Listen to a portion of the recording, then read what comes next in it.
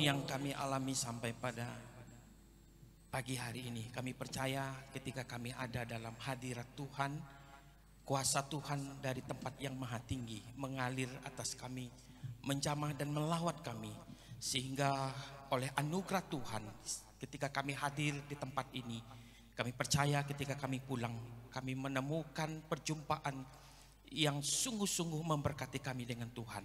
Urapi hambamu, urapi kami sekalian, agar pesan firman Tuhan dapat kami pahami dengan bahasa yang sederhana, sehingga kuasa Roh Kudus memberikan kekuatan dan kemampuan untuk kami menjadi pelaku-pelaku dari kebenaran firman-Mu. Terpujilah namamu Bapa, demi Kristus Yesus Tuhan dan Juru Selamat. Setiap kita yang diberkati Tuhan, bersama-sama kita katakan amin. Amin. Silakan duduk.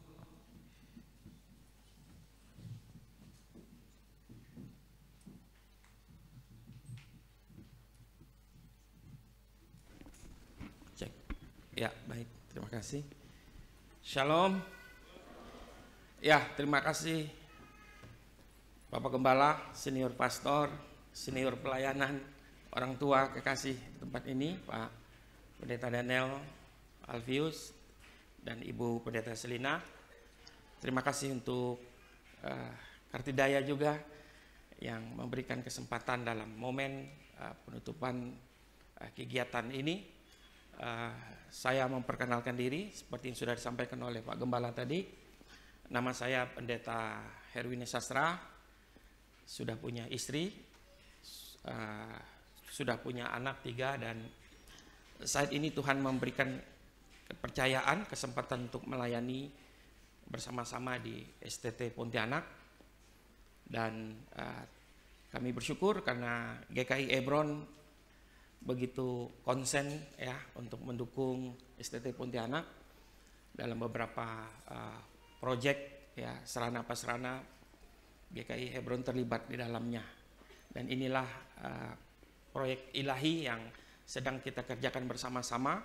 Kami di Sekolah Tinggi Teologi juga sangat menyambut, terbuka dengan apa yang kita lakukan bersama-sama untuk kita melaksanakan misi mandat Allah ya, karya Allah yang begitu agung bagi dunia ini, yaitu untuk memberitakan Injil.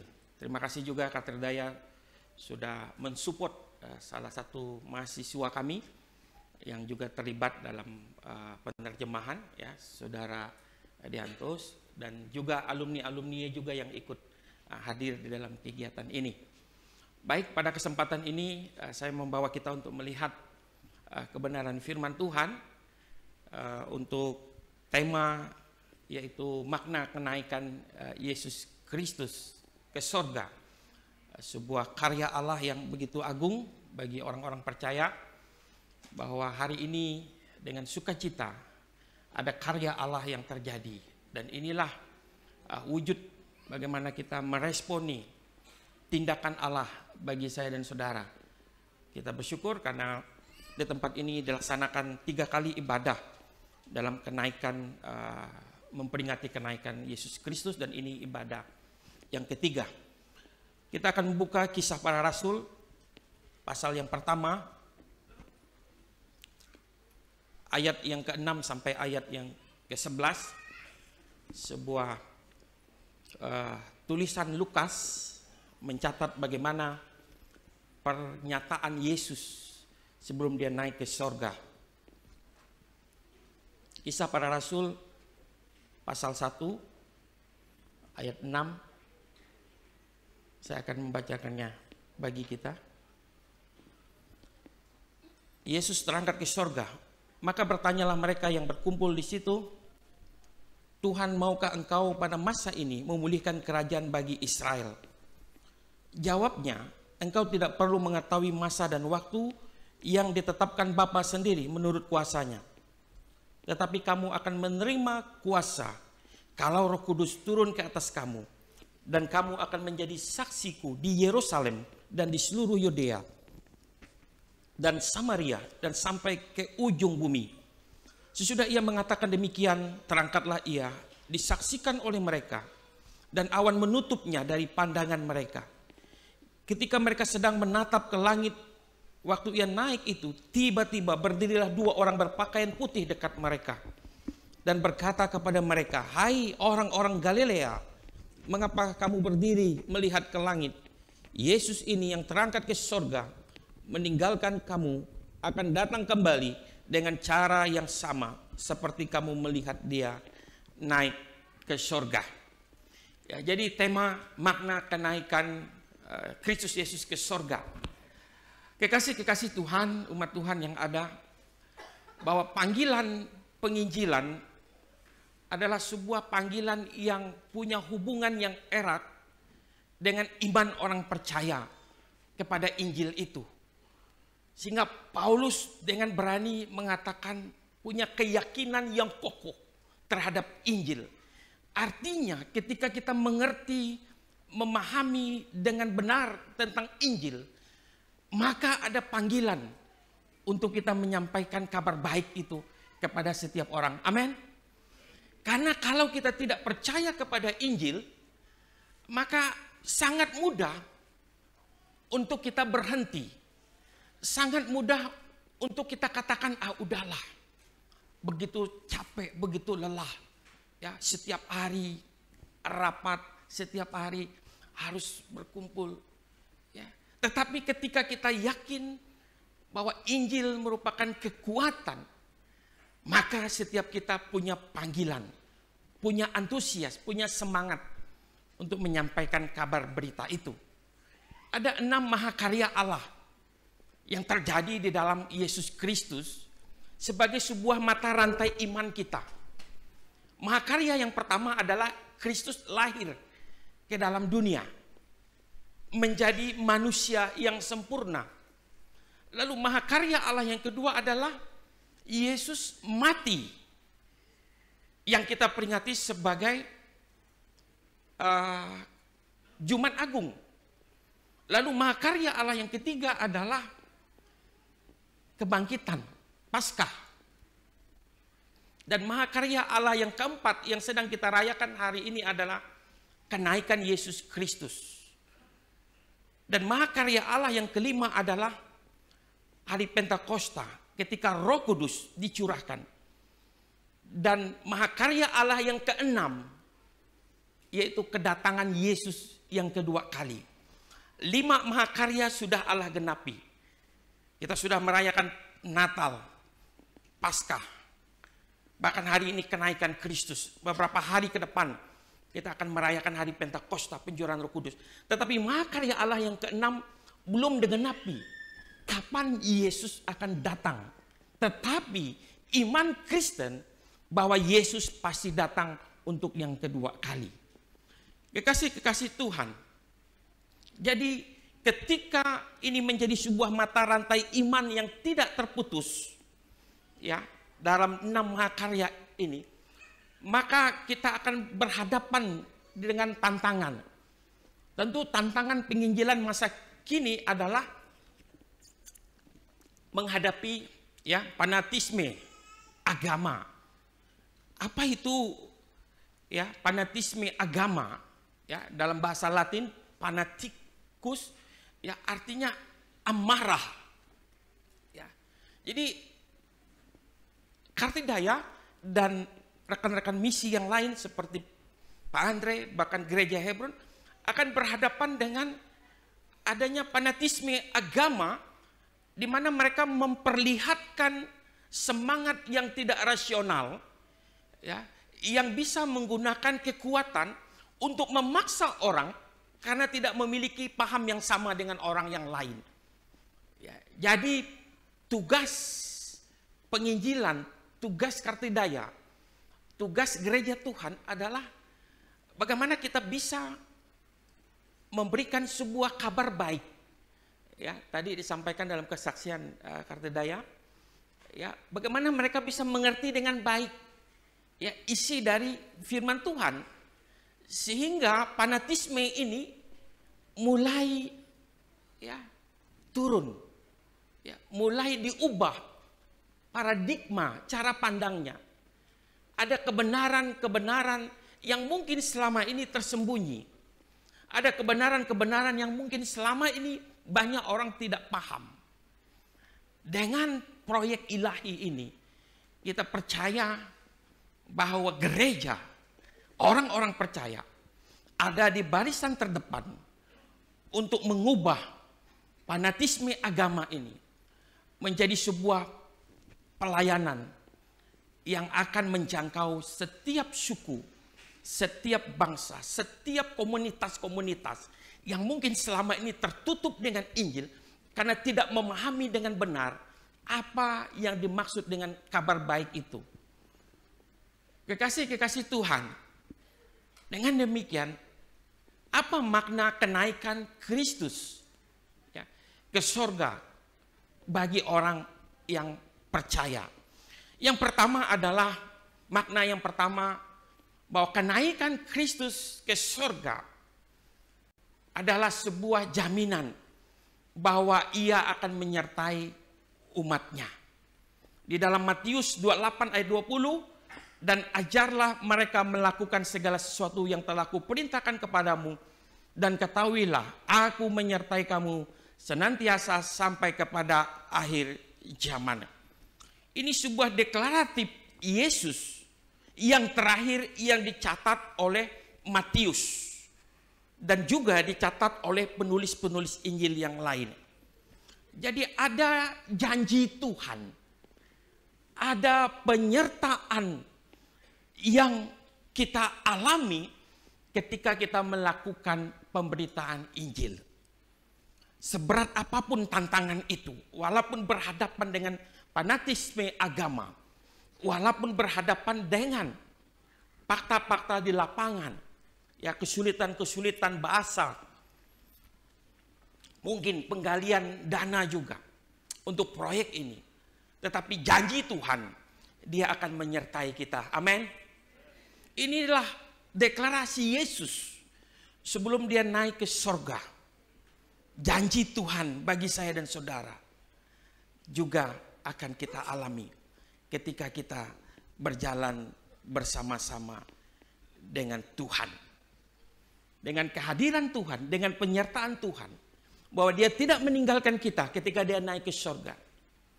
Tetapi janjinya, saya akan hadir. Saya akan menyertai orang-orang yang percaya kepada Tuhan.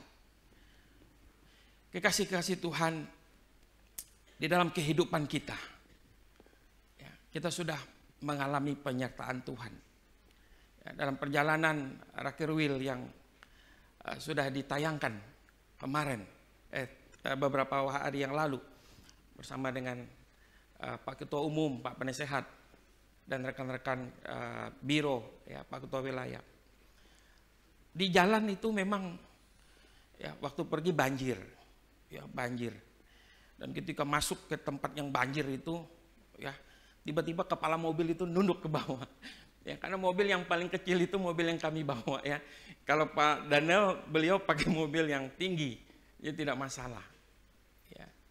Tetapi kami merasakan penyertaan Tuhan, ya, Tuhan hadir tidak hanya di dalam gereja, tetapi di dalam seluruh aspek kehidupan kita, di dalam musim-musim kehidupan kita, Tuhan pasti hadir. Amin. Mungkin kita sedang bergumul dengan tantangan-tantangan hidup. Kita sedang bergumul dengan problematika hidup yang mungkin sampai hari ini Tuhan belum selesaikan.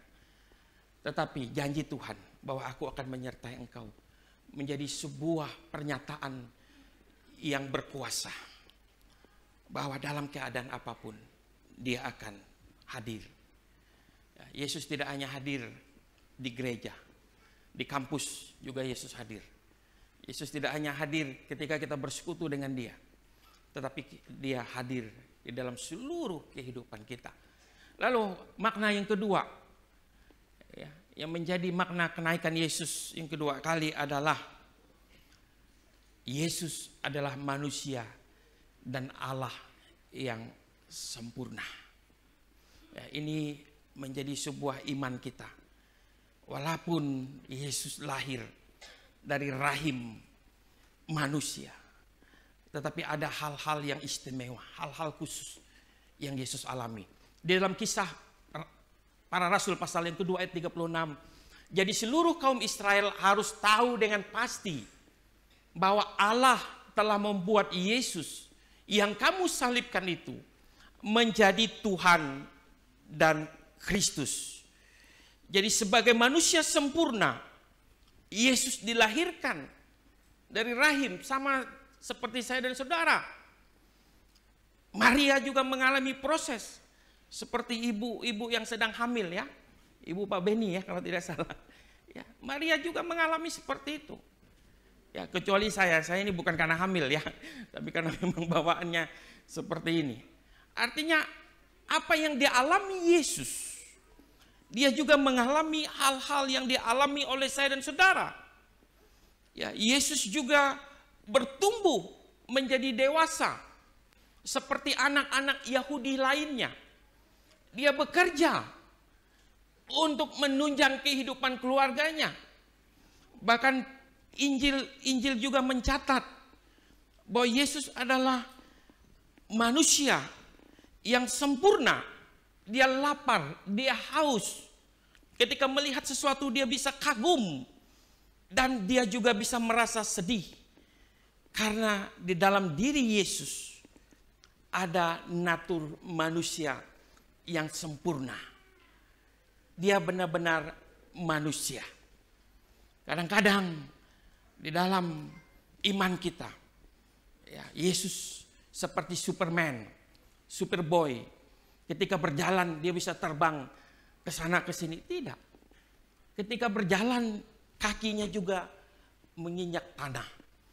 Tetapi yang membuat kita kagum adalah orang bisa percaya bahwa dia adalah juru selamat. Ini tidak mudah Bapak Ibu. Untuk bisa percaya dengan seorang pemuda Yahudi yang masih muda. Tahu dari Nazaret, bekerja sebagai tukang kayu. Tetapi ketika berjumpa dengan Yesus, mereka katakan bahwa Engkau Tuhan. Itu tidak mudah iman seperti itu. Tetapi bahwa Yesus adalah manusia yang sempurna. Dan dia juga adalah Allah yang sempurna. Allah yang memiliki sifat-sifat kekekalan. Yang selalu hadir. Allah yang maha tahu. Allah yang maha kuasa. Allah yang melakukan apa yang Allah lakukan.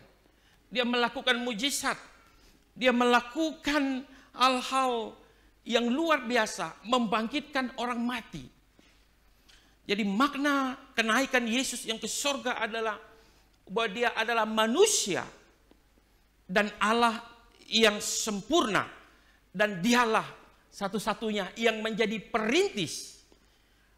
Untuk saya dan saudara hadir ke tempat yang sudah dia siapkan. Jadi dia kembali ke surga, kembali kepada tempatnya, dan dia menyediakan rumah yang begitu indah. Kitab Wahyu katakan terbuat dari emas bening. Saya tidak pernah melihat emas yang bersifat bening, tetapi rumah kita di surga yang sudah disiapkan adalah terbuat dari emas. Begitu indah, ya, begitu elok. Dan dia sudah menanti saya dan saudara untuk ada di tempat itu. Karena dia sudah menunjukkan jalan. Akulah jalan dan kebenaran dan hidup. Sebagai manusia, dia sudah melakukan tugasnya. Dan tugasnya sudah selesai. Dan dia naik ke surga. Dan dia akan menjadi Allah selama-lamanya bagi saya dan saudara. Lalu makna yang ketiga, yang terakhir adalah makna kenaikan Yesus Kristus. Ia akan pasti datang kembali. Untuk itu beritakanlah Injil. Dalam Kisah Para Rasul 1 ayat yang ke-11. Hai orang-orang Galilea, mengapakah kamu berdiri melihat ke langit? Yesus ini yang terangkat ke sorga meninggalkan kamu akan datang kembali dengan cara yang sama seperti kamu melihat dia naik ke sorga. Dia pasti datang. Kapan waktunya? Inilah yang menjadi iman kita. Bahwa dia pasti datang. Apa tugas kita? Memberitakan Injil. Sebelum dia naik ke surga, dia mengutus murid-muridnya untuk menyatakan kebenaran, untuk menyatakan saksi yang hidup bahwa Yesus sudah naik ke surga. Kekasih-kekasih Tuhan, apa yang menjadi implikasi bagi saya dan saudara di dalam kita memaknai kenaikan Tuhan Yesus? Yang pertama, bahwa Yesus, makna kenaikannya adalah menempatkan Yesus sebagai pusat pemberitaan yang tidak bisa ditawar-tawar. Berita apa yang ingin kita sampaikan ketika kita berjumpa dengan orang? Berita apa yang ingin kita bawa, yang ingin kita lihat? Beberapa waktu minggu yang lalu, ya, saya sekarang lagi sibuk menonton tentang berita Milan Scudetto, ya, Serie A. Wow, itu penuh berita-berita tentang itu. Apakah berita ya Manchester City juara Liga Inggris yang ingin kita sampaikan? Tentu tidak. Berita yang harus kita sampaikan bahwa Yesus adalah satu-satunya Tuhan dan Juru Selamat. Dan yang kedua, bahwa Ia adalah Allah yang di dalam setiap aspek kehidupan manusia selalu hadir menyertai. Walaupun Dia sudah kembali ke surga, kembali kepada tempatnya, tetapi penyertaannya sempurna bagi saya dan saudara. Walaupun kadang-kadang kita harus melewati lembah kekelaman, walaupun kadang-kadang ada musim-musim kehidupan yang membuat kadang-kadang air mata kita harus keluar, kadang-kadang kita harus menangis, kita harus berteriak, kita harus bergumul, Tuhan, apa maksud Tuhan di balik semua pengalaman-pengalaman yang Tuhan izinkan terjadi? Tetapi Tuhan nyatakan bahwa aku akan menyertai engkau senantiasa, selama-lamanya. Dan yang ketiga, gereja adalah wakil mandat untuk menyatakan kebenaran. Gereja tempat di mana proyek Allah dinyatakan. Mengasihi orang yang berdosa, mengampuni. Di dalam gereja kita akan melihat bagaimana kesaksian-kesaksian disampaikan. Ya, ada pujian-pujian yang begitu indah. Untuk apa? Untuk membawa orang kepada kebenaran. Dan gereja juga menjadi tempat transformasi. Ada perubahan kehidupan. Berapa tahun saya menjadi Kristen berbeda kalau sudah 20 tahun. Berapa kali saya khotbah berbeda setelah berkali-kali saya khotbah. Berapa kali kaki saya menginjak ke gereja. Tentu adanya transformasi yang terjadi di dalam kehidupan kita. Amin. Bapak Ibu Saudaraku, kiranya makna kenaikan Tuhan Yesus Kristus ini akan terus menguatkan kita dan meneguhkan kita untuk kita mengingat akan mahakarya Allah sebagai suatu mata rantai iman, bahwa karya Allah yang kelima, yang keenam, Yesus pasti akan datang untuk yang kedua kali. Inilah momen untuk kita terus setia. Setia kepada firman Tuhan yang sudah disampaikan. Setia kepada firman Tuhan yang sudah diterjemahkan. Dengan mengorban banyak hal. Untuk apa? Agar orang mengerti. Ketika orang mengerti, ada perubahan, ada transformasi. Yang tadinya dia jahat menjadi cinta Tuhan. Yang tadinya dia anti Tuhan. Dia menjadi mengasihi Tuhan. Memberikan seluruh hidupnya untuk melayani Tuhan. Amin. Dengan penuh kasih Pak Gembala akan mengakhiri firman Tuhan ini.